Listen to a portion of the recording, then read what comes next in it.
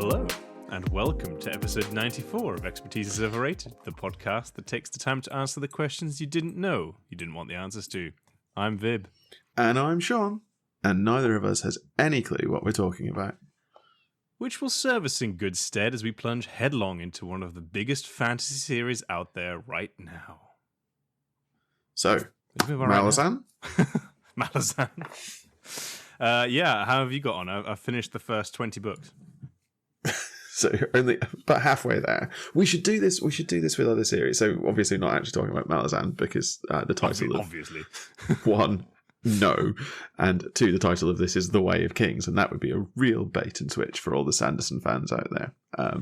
It's funny though that you recently found out that somebody really likes Malazan, and I think I could tell it got to you that somebody understands it. I don't think it didn't get to me. It impressed me. It's a mutual, I guess, friend of ours, someone we know in the online space. Shout out Whiskey. Yeah, shout out to Whiskey. Whiskey Jack, as his handle actually is, which is what twigged me that it was a Malazan reference, and I'm in awe. I'm completely in awe. It's still sitting. His first book is still sitting on my bedside table. I've read the first 50 to 100 pages about 10 times. I have read it once before. That's even worse somehow. I still don't know what the fuck is going on. And that's me with my ridiculous book memory. Anyway. Yeah, it's going to be great when I read this and I'm absolutely totally fine with it. But we're not talking about Malazan. No. We're talking The Way of Kings, the Stormlight Archive. Brandon Sanderson's magnum opus. It has been... Oh gosh, how long has it been since we talked about The Lord Ruler? Oh, that was a long time ago. Gosh, that was when I tried to stitch you up as a rank consequentialist, which you are, to be clear. But I tried I am the sad ass in this. Tried a bit too hard to make evil, world-altering tyrant stick. Yeah, I'm not quite there yet. I'm working on it. But that was in episode 17. We're now at 94. Can we point out the fact that we're nearly at 100 episodes? Regular viewing, as it were. You checked recently, and the 94 is just the wrong number because we put random shit up as well. That sort of. So we're on 19. Red Hot review and whatnot. Yeah. Red Hot reviews. There's a season 2 launching pad episode in there. Yes, there's a couple of. Many years ago, and we're still somehow on season 2. Yeah, season 2 is just going to run forever. It's going to be like One Piece. Is that the right reference? Yeah, I'm going with that. I'm happy with that. There's a couple of Patreon bonus episodes that have made their way onto that. I'm astounded that we're still talking to each other. At this point, I'm really hoping you're an AI because it'd be preferable, honestly. Great. Yes, the Stormlight Archive. So it's been 80-something episodes since we talked about the last Sanderson thing, which is crazy in and of itself, given that we do like our fantasy. So what gives, I wonder? So The Way of Kings was originally published in August 2010. So this book is 16 years old, which is also insane.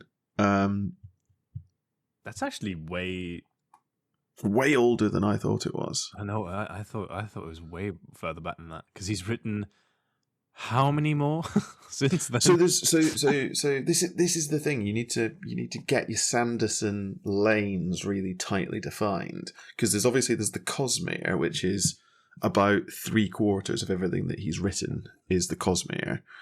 But then there's weird stuff sitting on the edges like Skyward and things like that. But then you've got the Mistborn series, or multiple series now.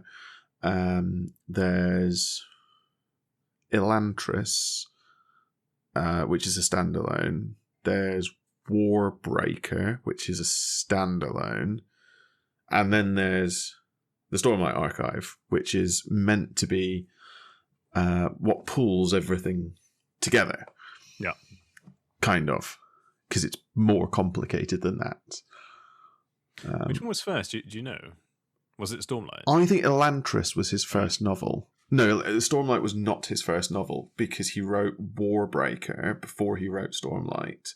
Because Warbreaker is actually a intro to the Cosmere novel. It's not a, if that makes sense. Should have started with that, to be honest. But you don't need to. You don't need to. It's the first of the Sanderson. Oh, here's a little tidbit from this bit, and here's a little tidbit from that bit. So if you've read Warbreaker, there's a couple of things that happen in Way of Kings that you go, huh. But that's all. So I mean, obviously, we'd both read Mistborn, at least the sort of 3 original books, and that's why we talked about it. Have you read Era 2? Have you read Era 2 of Mistborn? No, I've not read Era 2. Okay. No. We're going to need to do this. I took a really long that. break post Mistborn from Sanderson, and we can get onto that. And yeah, I think we should. But the point here is that you have read the Stormlight Archive. I have not. Yep. I've read all. Just finished Way of Kings. There are 5 core books and 2 novellas. I've not read the novellas because I couldn't be bothered. Because as I think we may come on to, the Stormlight Archive books are too big. But I've read all 5 of the core books, and I think that's probably enough to be going on with. Yeah. Yeah. So I don't really know how we're going to actually do this in real terms. It's a one-sided read along where we have a kind of all-knowing yeah, so I think all-knowing ride along, as it were. I think what we need to do, I think this is really about you. This is you giving me and the listeners your experience and your thoughts, your review essentially of The Way of Kings. And I'm here to listen, to ask you probing questions, and to respond to your questions about what's going on with probably the really irritating read and find out. Or I don't know either, which I guess is probably an answer in and of itself. And we can talk a bit about what you liked, what you didn't, what my reactions were, whether my reactions to things are different now, having read all 5 books compared to you only having read 1. I think we should just have some fun with it. I think that's absolutely right. So, I mean, right off the bat, I enjoyed Mistborn. Yeah. And yet it took me, I mean, I guess a matter of years at this point, probably about 6 years or so to get into Stormlight. And I think you've hit the nail on the head straight away that Sanderson is just scary big, right? It's a lot of book. yeah. Even in this, so I mean, I read Way of Kings, or I started reading Way of Kings, and then Dresden Files 12 months dropped, and so quickly went and read that instead. And not because it's not that I was massively enjoying Way of Kings, but I think Dresden Files just took precedent, right? I mean, we were always there was some competing stuff. I was reading 12 months. I wanted to talk about it. You wanted to talk about it. We wanted to talk about it on air. It was more anticipated as well. I mean, The Way of Kings was still going to be there. Yeah. But 12 months was in the zeitgeist. People were talking about it generally. The internet spaces that we're both in were buzzing about it, and you wanted to be part of those discussions. And to be fair, when Wind and Truth came out last year, I was the same. I was in the middle of reading, I don't even remember what, and I dropped it to spend 6 months reading Wind and Truth. Because I wanted to be part of those conversations. Because I didn't want to be spoiled. This is the other thing. I didn't want to find out something not in the way that the author had intended, which is probably the same for you with 12 months, to be fair. Yeah. You want to get ahead of the game, right? And nowadays, absolutely, nothing is safe anymore. But so here we are, Way of Kings. Yeah, finished it in the end. It took you a while to finish it. Yeah, I remember sort of starting it, and I can't quite remember how far into the books I got, but at some point I messaged you and I said, I feel like I'm not invested in any of this shit. So should we? So we've got this far. If you've got this far listening and haven't worked out that there's a spoiler risk, now is your warning. Spoiler risk from Way of Kings at the very least. From this point, nothing in Way of Kings is sacrosanct, and I'm at real risk of spoiling bigger plot points either in the Cosmere or the Stormlight Archive. I'm going to try very hard not to, but there's a risk of that. Yeah, I will yell at you very loudly, including the risk of spoiler by implication. So we get that warning out of the way. But I mean, it shouldn't really need to have a spoiler warning that, man, it's a slow old burn. No, it's very strange, I think. So the way it opens, it's got three cold opens. It's got two prologues. So there's a prologue to the Stormlight Archive, which is the prologue at the Desolation with Kalak. And then there's the prologue to the Way of Kings, which is the Szeth in the palace. Yeah. And then you've got the Kaladin. Kaladin's the first POV chapter as a slave. And it's bang, bang, bang, three completely unconnected events. Yeah. It seems. I remember I read it. I was like on a train or something the first time I read it. It was making my head spin. Yeah, no, same. It sort of does that, especially because then you're not. You feel like you didn't gain anything from that. Mm-hmm. Or certainly the first cold open, right? You're sort of like, what the fuck was any of that about? Oh yeah, shard blades seem to be a thing. Okay, fine, whatever. Yeah, that seems like a clunky way of introducing this. And the whole Szeth thing.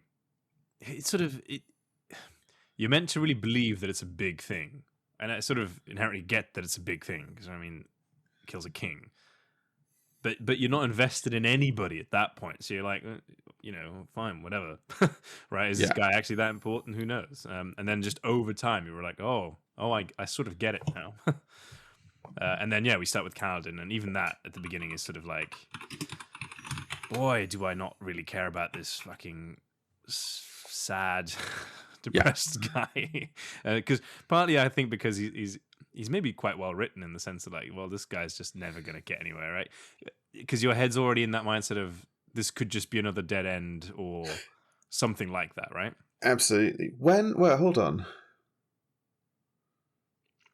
Is there a third prologue? I can't remember, but is the third prologue actually when you're in the kid's head? It's Sen. Is it? I think it is. So it is because you do the two things and then the third, the next chapter after the two prologues is Ken or Sen, the young lad in Bright Lord Amaram's army. Oh, who joins, yes, of course you are. Who joins? So I was just trying to work out because I remembered being shocked by Kaladin's slavery, which is actually the first chapter of the book. You're right. But you've seen Kaladin Stormblessed, the squad leader. Yeah. And then the first scene with him is him in captivity. I remember that. Because it's another thing that was like, oh man, here's finally someone. Yeah, that story. Exactly. Like, that was exciting. That was interesting. This guy has a backstory. It's fun. And then boom, he's a slave. You're like, okay, great. What happened to the kid? Yeah. So I'm not gonna lie. I think when 12 months came about, I was quite glad to jump on that. Yeah. Not so I get, but it also wasn't the sort of. It also wasn't not interesting. I don't know, because I think Sanderson had certainly. I don't think I've really noticed it in Mistborn. Maybe it's because he wrote it differently. But here, there's all these sort of like really small snippets that he dribbles in where you're like, actually, I think you're going to want to care about this. Yeah. And he sort of reveals his story and his world and various systems and character sort of things very gently, and you're always like, damn, that's intriguing. I want to know more about that. I'm gonna get yelled at for saying this, but there are elements of the way that Sanderson writes, particularly the way he writes Way of Kings, that I think are really reminiscent of the way that George Martin writes. In the way that he drip feeds things through, and he's writing you a world that you're moving through, and the world makes sense to the characters so they don't dwell on the things that are strange to us. and things like that. I don't know. It might be a bit unfair because I think there's a lot more structure to the way Sanderson writes, apart from anything else. But I think those two are reminiscent of each other in the way that they pull you through the world that they've built. Yeah, and I think it was really enough to make me want to come back. Right? And all these little bits that you're like, oh man, I wish I sort of knew a bit more about that. And then you sort of get proven right or wrong in your own head as you're going to say, oh, that's not sort of how that actually works. I'm trying to think of a good example. There was a few things with Yasna where I was like, oh, I think at one point I thought that she was pretty dead. Not entirely sure why I thought that, but I was like, there's something, because we'll come on to it, but there's something that you sort of said is like, watch her carefully. But she is a fishy character. She's an interesting character, and I was like, I feel like she's like dead or something, or there's something weird about her, or she's like a radiant. All these sort of like odd things, and obviously, that one perhaps has a bit more truth to it. So it's interesting. It's a super slow burn. It is really so. It's this I think is actually a criticism of Sanderson, and it's certainly a criticism I have the further through the Stormlight archive that you get. But the way that he writes is very slow burn, such a slow burn that you're actually getting a little bit bored and thinking about putting the book down. Everything happens in the last 100 pages. Yeah. There's a term in the fandom for it. It's called a Sanderlanche. And it kind of works, especially if you know it's coming. So know that you've read Way of Kings and you know that's his writing style. You know that's coming in Words of Radiance. You know it's coming in Oathbringer. You know it's coming in Rhythm of War, and you know it's coming in Wind of Truth because that's just his style. It's kind of annoying in many ways, right? Because I think when I started reading this, I said to you, "Oh, we should do we should do a few episodes on this," as in me reading it for the first time, you having read it, and then sort of as I went through, I was like, "There's nothing to talk about. There's nothing to talk about. I don't want to commit." And then, as you say, all of a sudden it ramps up, and then the book ended, and I was like, "What do you mean the book's over? This has only just begun, surely." And so I was like, "I need to start reading the next book." I have read about 2 or 3 chapters in that. Okay, but we're firmly back into nothing really happens territory. No, but I think it's kind of rewarding in a sort of weird, sick and twisted way. So ultimately, my first impressions and overall review of Way of Kings is jolly good. Yeah. And the slow burn was potentially kind of worth it. And it sounds like it's done enough. It sounds like it has done enough to get you interested in the rest of the series. Yeah. And in hindsight, even very early on, right? I think very little things like I think Zeth's chapter, right, is just really impactful. The prologue, the prologue, right? Because you sort of see the shard blades, and that's kind of neat, that's interesting. And then you sort of see a bit more of those, I wonder you see how that you see works. Seth's magic system. Yeah, and the magic. You're like, I sort of want to know, and that seems more unique, right? It's like, no one's really doing this. It seems, right? And shard plate and shards and all that sort of thing. You sort of get a feel for it. And Stormlight, obviously, he brings in the name of the series very early on. And like, I want to know a bit more about Stormlight, and then sort of high storms and this whole link to the gods seemingly kind of comes in. Yeah. And then I don't know if you approach this, all of the way that you work through all the different types of spren and that I think is really interesting. Yeah. What I wondered is like if I didn't know the Cosmere was a thing and I hadn't read Mistborn, would I be thinking about it slightly differently, like the Stormlight thing and the Almighty and sort of the Lord Ruler and all that sort of concept, right? The way Mistborn ends and sort of things you learn. So I wonder if that kind of I read the way that I thought this. I read Way of Kings first. That was my first Sanderson novel. I'm fairly sure. I don't think it shaded it. I think all it did was it made me think it was one fantasy epic series, rather than part of a library of fantasy series that all interconnect and touch each other and talk to each other and things like that. So I think I'm still undecided on whether or not the Cosmere is a good thing, and I think that's probably something we can talk about probably after you've read another couple of books. Put it this way: at the very end of this, I'm like, man, there was not a single mention of metal anywhere in like a meaningful way. No. that I picked out, and I was like, I feel like there ought to be, right? Because isn't that how the whole magic system works? For example, kind of. Yeah, right. And I can't quite fathom how the light interacts and the different sort of gems, which seem to not necessarily have any meaning, but probably do. And so I think there are two separate things at play. So I think I can tell you this because this is sort of not spoilery. Stormlight is one thing, and spheres and gems are a method of catching Stormlight. Yeah. So there is no inherent difference between the Stormlight held in a diamond chip and the Stormlight held in an emerald brome, save for the amount of Stormlight that's in there. Yeah. Basically. And in relation to soul casting, if you're using a soul caster. Yeah, well, that's explained, I think, in the first book. It's in the second book. That the emeralds are the most valuable because they're the only things that can soul cast ground. Yeah, but there's like that whole list that eventually gets that's in the as back. Part of Yasna's. Yeah. I think it's sort of like, these are the properties of these things, and it's sort of interesting how that would interact, right? Because it's sort of earth minerals potentially interacting with the stormlight that creates these different effects. Yeah. But not to therefore mention that clearly there are people who can just channel this stuff themselves directly for whatever reason, right? Which I think is very intriguing. So no, I'm definitely looking forward to the rest of the series. That's good. Incidentally, because obviously I was waiting to record this, I started listening to Pilgrim of Fire, which is a 40k book. I'm many chapters into that. I've got no clue what the fuck's going on. Anyway, that's an aside.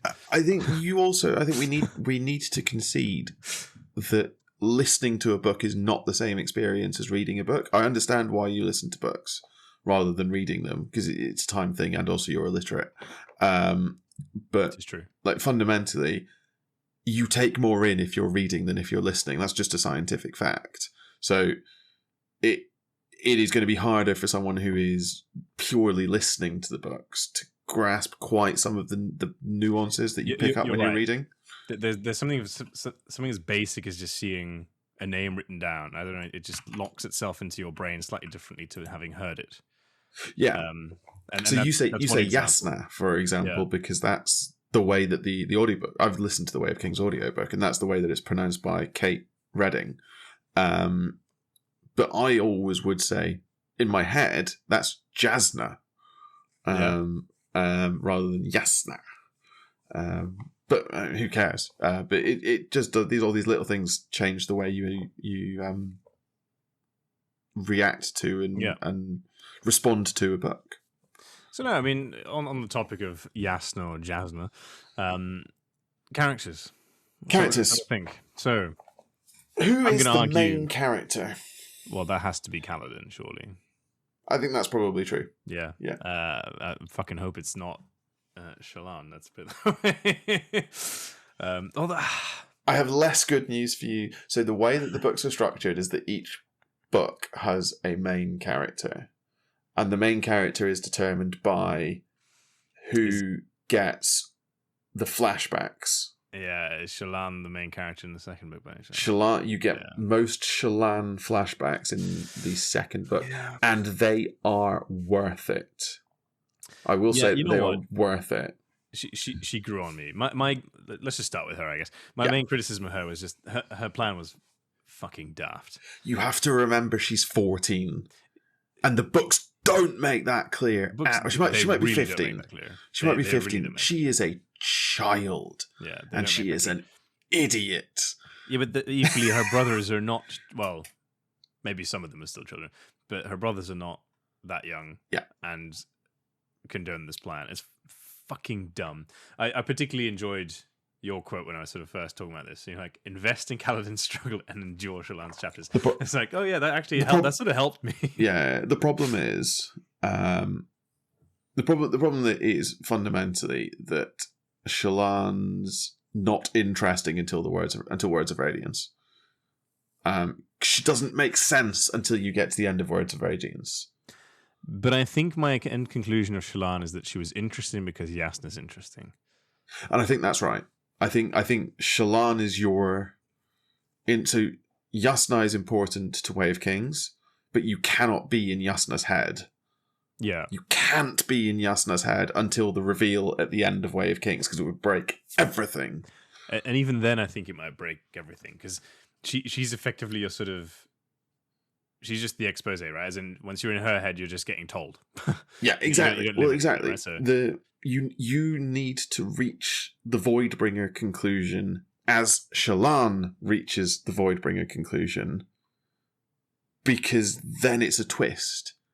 If on page 85 you get Yasna saying, I'm researching the Parshmen because I think they're Voidbringers. Yeah. Okay, cool. Guess you've just spoiled the next 10 books. Like, it doesn't work. Yeah, so you need to be with Shallan. That is a really good twist. I hadn't sort of seen that coming. I hadn't anticipated it. In fairness, I don't think I'd given the Voidbringer sort of... No, they're empty. Like, they're empty night. They're stars and stones. They're, I don't know, blood and ashes. They're just a curse. They're just a boogeyman. Yeah. And especially because I think very early on, with the Parshendi in particular, I was sort of thinking, there's nothing inherently like off about these guys. I mean, they're clearly not human, but they seem to have society. They just do things differently. They're at war for whatever fucking reason. Yeah, and then the Parshmen are weird. And I just kept thinking back to Sazed, obviously. Yeah. Thinking, man, this is all just, yeah. They have echoes of the Terrace about them. Yeah. It's absolutely right. But also, I think it's really well written because they just kind of fade into the background. Oh, massively so. Every now and then you're like, oh, this Parshman was, here and operated. Yeah, Parshmen are more valuable than slaves. Blah, blah, blah. It sort of floats in and out. And then I think the Parshman gets introduced to Bridge 4. And you're like, oh, hang on. Yeah, Shen, exactly. And then it's like, oh, that's interesting. And everybody sort of doesn't know what to do with it. Yeah. And it's like, oh, I think that's when I first looked. Like, oh, hang on. These guys actually are sort of, they're the same people that they're currently. These are people. That's the whole point of Shen in Way of Kings, is so the reader goes, fuck, these are people. Yeah. These are people that they're treating like this. Yeah. And they talk and live and presumably laugh and all sorts of things that are associated with that. So that was interesting. So no, Shallan, I think I ended up not hating her chapter so much because the plan was daft. Her plan's really dumb. But the sort of once she kind of is with Yasna, I think it all gets way more interesting. I'm not sure how much I really cared for the secret assassin stroke lover stroke whatever the fuck it was. Brother Casbal. Yeah. Yeah, a Cabsol. Cabsol, sorry. Yeah. You're absolutely right. I went back to Way of Kings, having read Way of Kings, because that's where the Cabsol reveal happens. And it's a twist, but it's not a twist you can predict.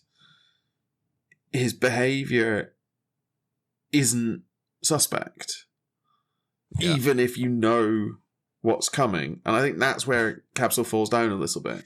Oh, that was it. There was a moment where I was like, Cabsol is just Yasna doing some weird teaching thing, because up until the very end they are never in the same room. They're never in the same room. Making a point that they're never in the same room, that they refuse to, or that Yasna refuses to see him. He's always trying to catch weird her. Teaching tool. Is she soul casting herself into like some guy to teach her ward whatever the fuck it is that she's teaching her ward, and then it's all a bit Greek. Like, oh, okay.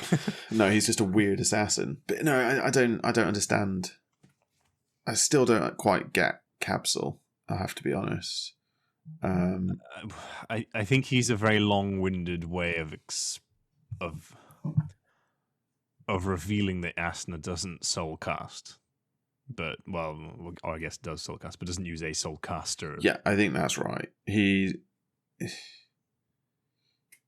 also, I think, a bit of a kick up the ass to Shallan to be like, you are playing in a dangerous world now. Because she doesn't take Yasna's position as like a princess in a royal family and a heretic and all of that very seriously until Capsule's assassination attempt. Yeah, but in A Way of Kings, you don't get the impression that she has learned that. Maybe that sort of becomes more apparent later on as the next book progresses. But I can see your point, but I at the moment I don't buy it. Like, it feels like that's fair. That sort of happens, and all that she really thinks about is herself, and the fact that Yasna clearly is doing weird shit. That kind of realization that you're talking about. No, and I think that's fair. It might not actually be in Way of Kings to be completely fair, because the things like the end of Way of Kings and the start of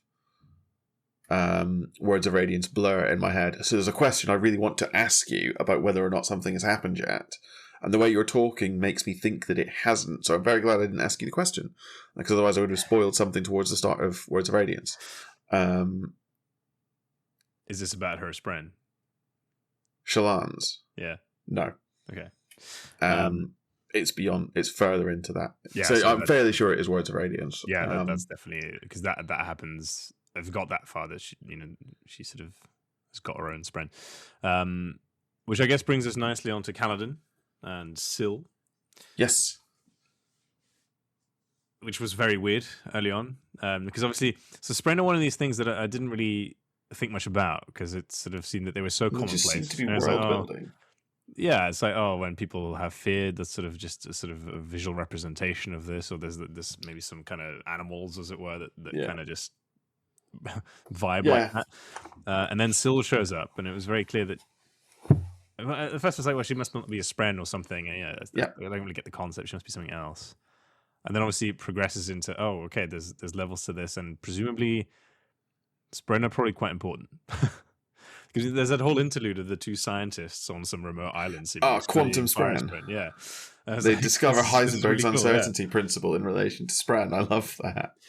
And there's multiple moments of that in this book where I think at one point I remember writing to you thinking I wasn't expecting a full-on like theological discussion in this fantasy novel. Yeah. And then as you say, like not long after or before that, you're talking about quantum and the fact that measuring something changes the properties of the thing you're measuring. It's like, what is happening here? Did Sanderson just read an article and go, oh my day, I must and to be fair, so I think it does all coherently hang together if you're inside Brandon Sanderson's head.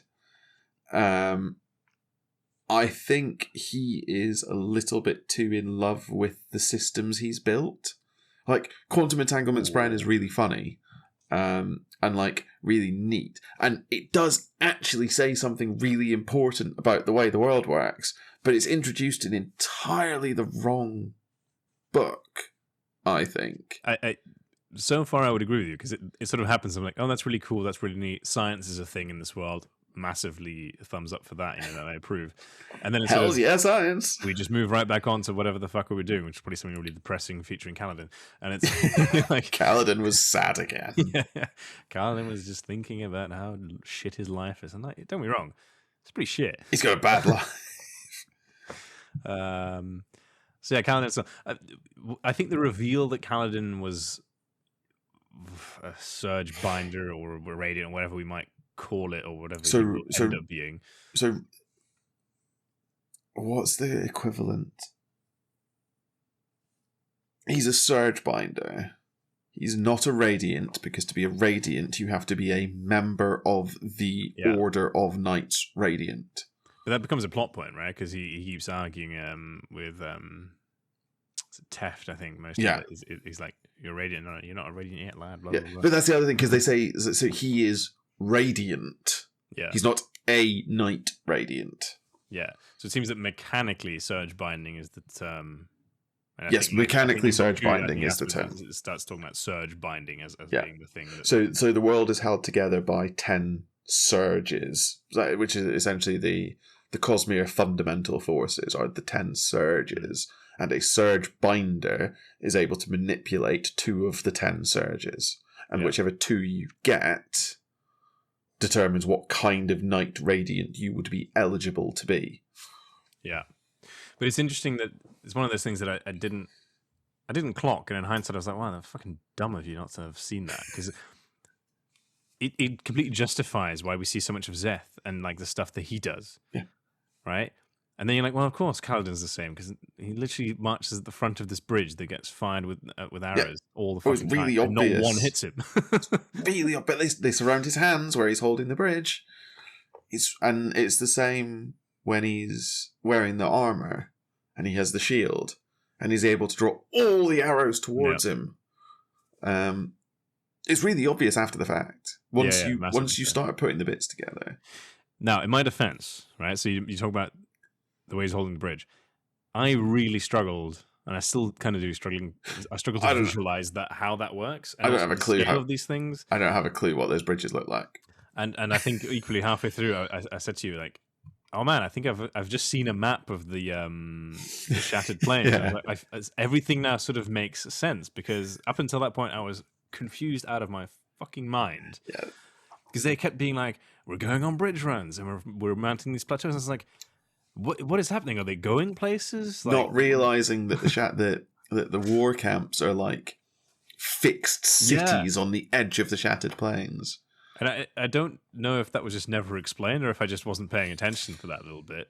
You get a little bit through Dalinar, I think, but you have to be paying attention to what Dalinar is saying and how he's talking about the war camps in order to understand what's happening. Yeah, I mean, I'm fully prepared to just say that was an oopsie on my part, because I think a long time, because his interactions with the king and stuff, and I'm like, man, these guys, for being at war and supposedly doing all these bridge runs, they are not getting anywhere. But that's the point. Exactly, that's the point, that they're stuck in one place and they're all just looking for gem hearts. They're just getting rich. Yeah, they've turned it into a game. That's Dalinar's big complaint. Yeah. They've turned it into a game. Yeah, exactly. So, and even now, I can't quite visualize the scale of these bridges. Because they're carried by 40 people. 40 people, but like, is it long? I mean, it's clearly wide enough for at least an element of cavalry to kind of go, 5 by 8, I think, is the 40. Yeah. So a row of 5, 8 rows of 5. Yeah, to the point that Dalinar's army uses like what sounds kind of like siege equipment, right? Essentially a siege tower to sort of move these things, right? So yeah, it's quite something. I thought that was actually quite interesting, sort of figuring out the different styles of War of the High Princes. That was a nice cool touch. But yeah, in my note, in the script notes for this, I just wrote Kaladin and then nothing. Because I still can't really wrap my head around what the fuck happened. Honestly, I sort of don't like him. I don't not like him. I would hate to know Kaladin. I think as a character, he's very compelling, and I understand how and why he is the way he is and all of that. But I don't think I'd want him in my life, because he sort of flits between incredibly intense and incredibly demanding of the people around him, and also just like descending into these great depressive states. And I completely get that Kaladin is written as someone with PTSD and depression. That's what Sanderson is doing with Kaladin. Sure. And Sanderson made a point with all of his characters in Stormlight to go and speak to people who experience mental health problems similar to the ones that he's writing. So it's a very accurate depiction of PTSD and deep, crushing depression. But it doesn't make Kaladin someone I want to be around. Yeah. And it's that bit is sort of neatly done, especially when Syl first shows up, right? Because I think at one point he's like, is she real? Like, nobody else seems to be able to see her. Like, am I going a bit crazy? And then obviously he goes the lowest he's so far been, right? When he goes to the honor chasm. Yeah, exactly. Yeah. And that, I think that's all quite interesting. I don't know. I feel like in my head, he sort of reminded me of a bit of Vin in terms of like, there are a lot of similarities, parallels there, right? But she never bummed me out so much. But there's an intenseness that's a single-mindedness, I think, that's very very related, and unwillingness to share responsibility and things like that are very common between Vin and and Kaladin.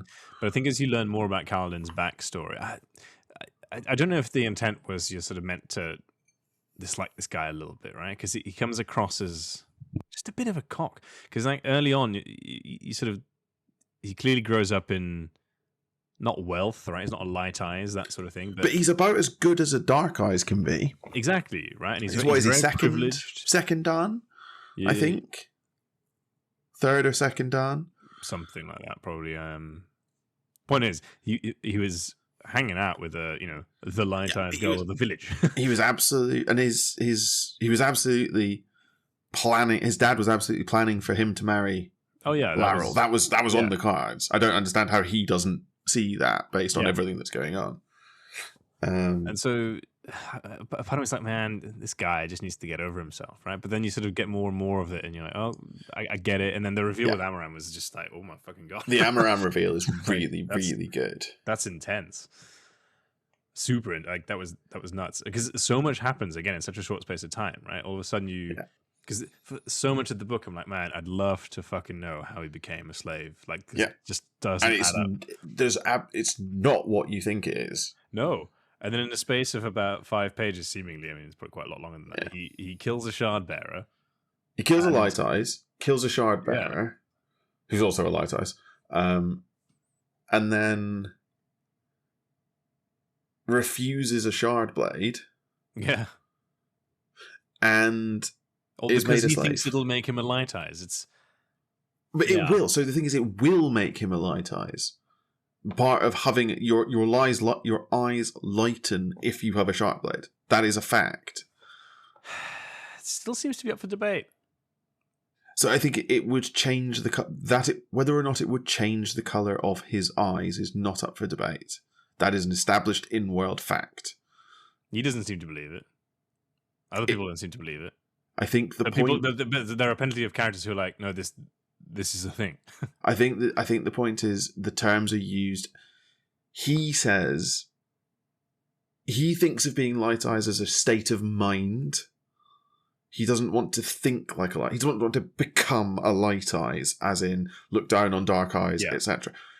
It would turn his eyes light. That is not in dispute. And if you've come out of Way of Kings thinking that that's in dispute, the book has not made it clear. It is not a question as to whether or not he would socially, politically, and biologically become a light eyes. Yeah, but I think it's interesting that he doesn't seem to buy that. In part, because essentially, it just seemingly hasn't happened, or has happened so very rarely. Yeah, I think more his point is he doesn't think it's ever actually happened that a Dark Eyes has got a shard blade. Yeah. Sorry, I misunderstood what you were saying. No, you're absolutely right. He doesn't believe that Dark Eyes are allowed to get shard blades. Yeah. No, I completely agree with that. So I want to see where Kaladin's story goes. I think the ending is quite satisfying. Has the tower happened? The tower. What's the end of Way of Kings? In relation to Dalinar and Kaladin. Now I'm already conflating the books as well. So he becomes the captain of the guard. Yeah. Okay. Yeah. So that's sort of Dalinar, where that more or less ends. Yeah. Dalinar has bought the Bridgemen using his shard blade, and he's freed Kaladin, and Kaladin is now the captain of his guard. But that had to happen. Well, the sort of, not that it was a shard blade, maybe not, but that was one of these sort of slow burns. And it was like, get to the fucking point already. Like, we know that Kaladin and Dalinar are going to meet because this has to happen. Dalinar is the one who's going to show him the way that not all light eyes are terrible people. Yeah. Yada yada yada yada. The fact that he uses his shard blade was a bit unexpected to me. I wasn't quite sure how he was going to handle it.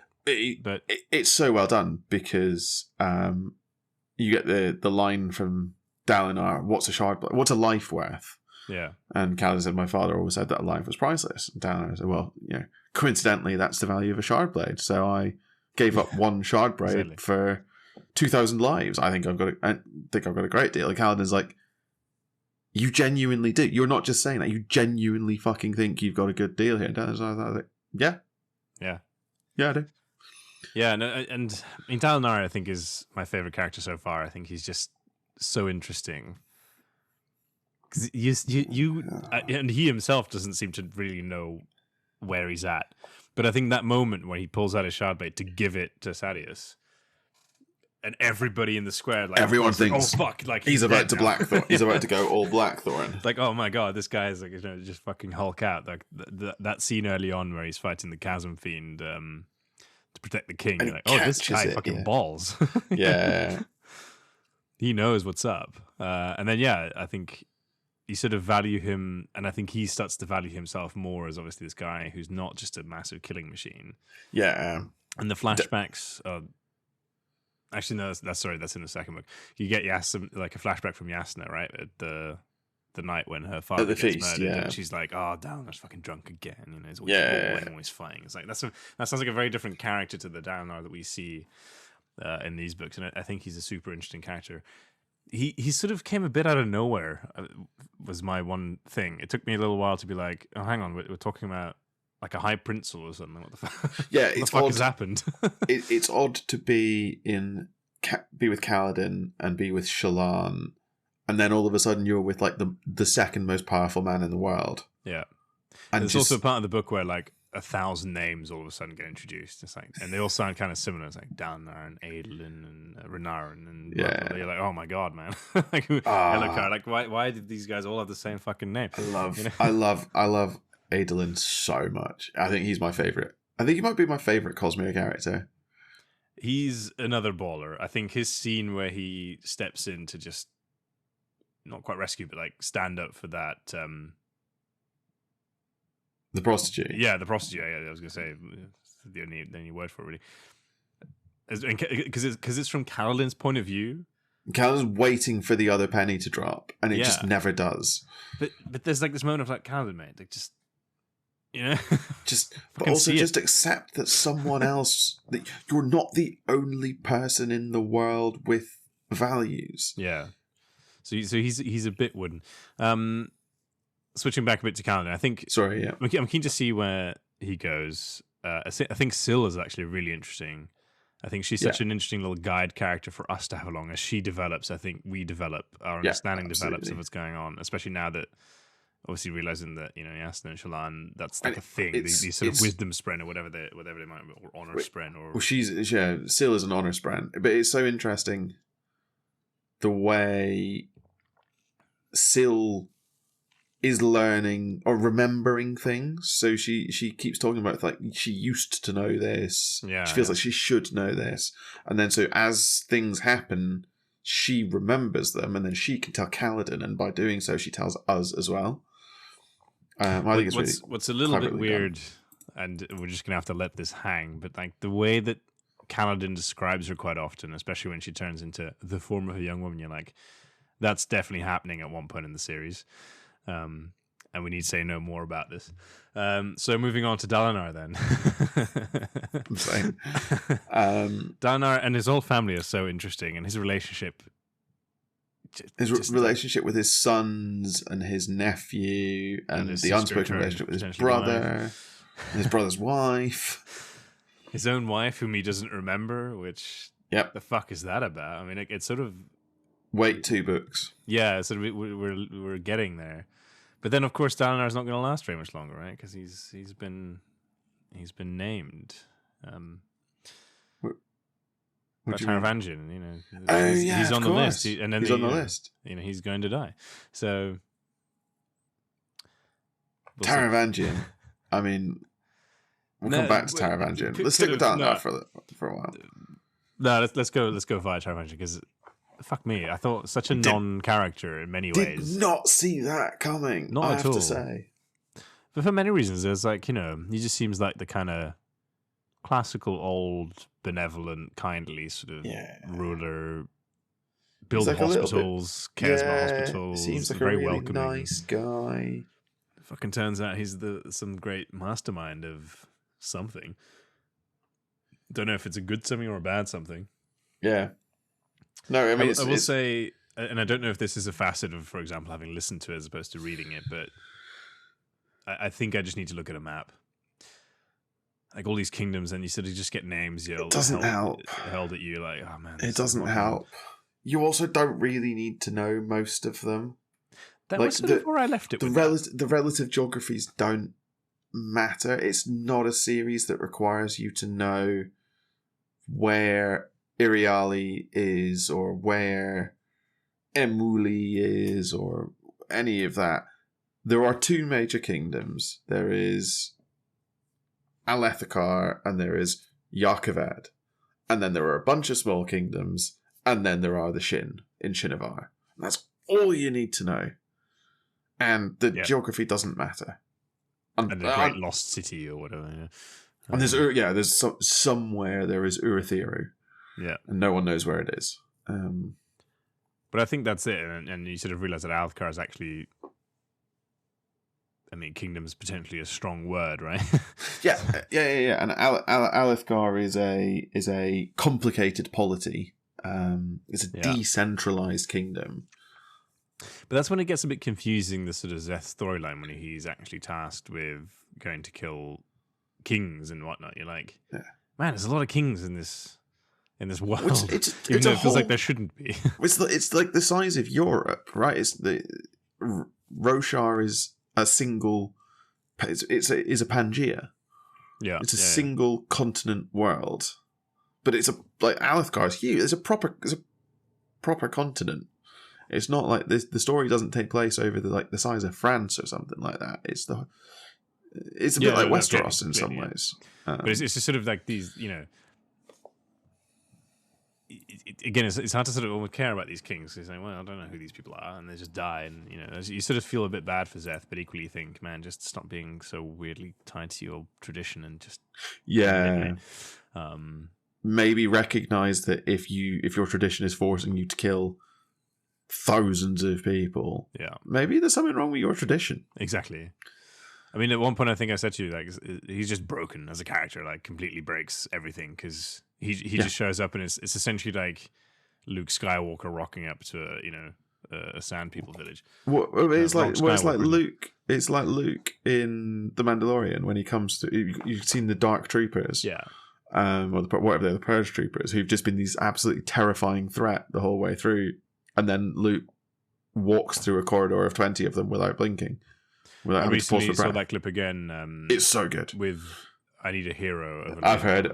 I haven't seen it. I've heard that someone did it. That's what Szeth is. And for me, his chapters became like his internal struggle. I thought was a little bit interesting, but then the action. Like it's cool to see the magic, but maybe this is to your point. Like Sanderson maybe sometimes is a bit too in love with this thing because it's very mechanical, right? The way he's like, oh, I'm going to put a half a lashing, a full lashing, exactly, and you're like, oh man, like. So really, because the end result is that you're just going to carve through like everything. Yeah, this is an interesting one. So this is a good jumping in point to Sanderson's Laws of Magic. How familiar are you with Sanderson's Laws of Magic? I mean, there are 3. He's apparently written an essay for each of them, which I'm not going to read. I think I've read them before. I was going to say you've already read them. Okay. Sanderson's 3 laws read as follows. The first law: an author's ability to solve conflict with magic is directly proportional to how well the reader understands said magic. Sanderson's second law: limitations are more interesting than powers. And Sanderson's third law is expand what you already have before you add something new. Do we think that in The Way of Kings, Sanderson is abiding by his own laws? No, not at all. Especially that second one with Szeth. It's like, what do you mean limitations? Fuck me, the guy's literally a god. He's unstoppable. Yeah. By in the second chapter of the fucking book, he kills what his said to be like the greatest swordsman or one of the greatest swordsmen in the kingdoms with relative ease. He goes through Gavilar like a hot knife, doesn't he? Yeah, and that's after essentially having single-handedly taken care of like the entire Kingsguard. Yeah. So, yeah, I really struggled with that because it's like, man, this magic seems cool, but equally, it feels that you can't give that to anybody because it would just break the world. So, and I don't know what to make of that now that obviously people like Kaladin are clearly kind of tapping into this sort of same stuff. I've gone into the second law a little bit. And perhaps this is a better way of describing it by an example. So Superman is not his powers. Superman is his weaknesses. But again, I think this comes... Maybe Sanderson is keeping to his law insofar as you don't find Szeth as interesting as you find Jasnah or Kaladin, because Szeth doesn't have, or doesn't appear to have, weaknesses. He seems to be fundamentally... Szeth's weakness is whether or not he's got access to Stormlight. If Szeth has access to Stormlight, he seems to be able to do whatever he wants. But even if he doesn't, he's still like a master swordsman. Yeah, it sort of feels like Sanderson's trying to pat himself on the back with that, being like, "Oh, look how depressed this guy is because he's stuck in this life, and oh, how horrible, what a weakness." But it doesn't seem to affect him in any way, right? He's still just like, someone tells him, "Oh, go and kill this guy," and off he goes and kills that guy. Like, his internal struggle is completely meaningless to me as a reader at this point, right? Yeah, it doesn't influence anything. I think I genuinely think that's a fair criticism of Szeth in The Way of Kings. Yeah. The only redeeming feature is that he's not a character in The Way of Kings. He's an interlude, literally. He's an interlude. He's a prologue. He's an incident. He's not a character. Szeth is the inciting incident to The Way of Kings. Yeah. But no, it's interesting that you said then get to ride along with him for a bit, and then also there's a few interludes where you're like, what is going on? Like there's one I think with the Shin, and you're like, with the merchant, don't really know what's going on. Yeah, the merchant. You're like, what the fuck? Ryzen is a confusing recurring character. But I think all of this, maybe I've just put too much trust in Sanderson. Like I feel like all will be revealed, or in not revealing it will turn out to be interesting because of it. Is everything revealed? Not every question that I have has been answered by Wind and Truth. Put it that way. Okay, interesting. Yeah. But I think that should be a recurring thing for us. I should write down the questions I have and then see if they're answered at the end. I don't necessarily think that the books are worse because I still have questions. No, I quite like that, right? I mean, you don't get the answers to everything in life, right? Yeah. As long as it's not the big things, then that would be a disappointment for the book. So we've been going for an hour, which is a bit crazy. What do you want to do now? Do you want to take a break and we can come back and do? So we've talked about characters. I'm sure there's more to discuss. I think we can do an episode, and let us know on our Discord if you agree with this. But it's probably a whole episode on the world building, the magic of Sanderson. Yeah.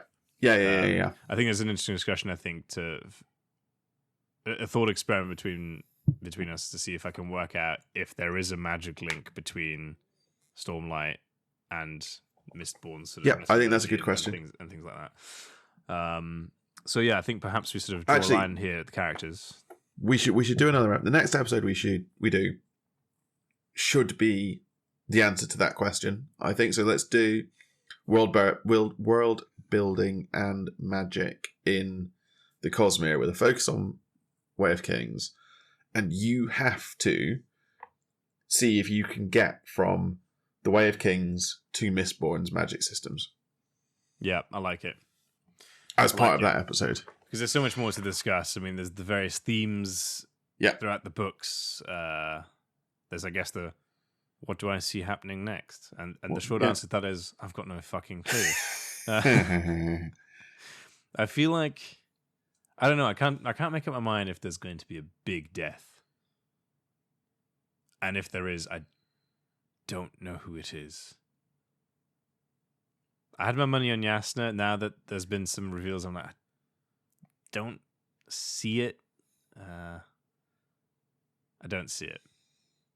Now that you've also mentioned or reminded me that she's that young, her betrothal to Adolin sounds even fucking weirder. But Adolin, so she might not be quite as young as I said. Adolin is probably also younger than you're picturing. Yeah, he's early 20s. Yeah, but he was ready to hand over the reins. I mean, I guess there's extenuating circumstances that he's possibly batshit insane, but yeah, So that's a really good idea. I think we'll also think about our Stormlight or nonsense idea, where I throw the ball. This is really difficult. Ridiculous idea. I've spent the last hour and 20 minutes trying to come up with something that sounds plausible for Stormlight that is not also just an enormous spoiler for Stormlight. No, but the thing will be that you just don't reveal it at the end. And then once I've finished all the books, I'm like, you fucking dickhead. You told me. Yeah. You told me that Kaladin is Zeth. Right. It's an interesting challenge for you, not gonna lie. So, based on the Way of Kings, I am going to tell you that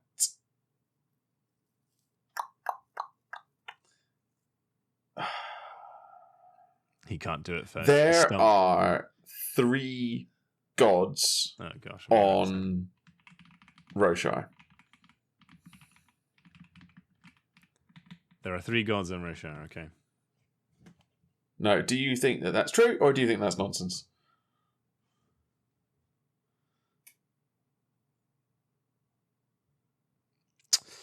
I think it's not nonsense. I actually think you're underestimating the number. And on that bombshell, thank you so much for listening to this episode of Expertise is Overrated. No doubt we said some things that were either objectively wrong or downright offensive. As ever, feel free to let us know. Rate the podcast wherever you can. Check out our Patreon for bonus content and come chat to us on our Discord. If you're lucky, we might just argue with you in one of our upcoming episodes. And if you're really lucky, we might call you an idiot. Come back next time for some more absolute nonsense.